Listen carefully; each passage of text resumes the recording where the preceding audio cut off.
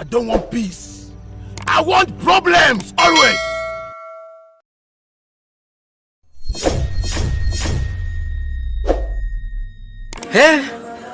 Akiamgu nyi mademu.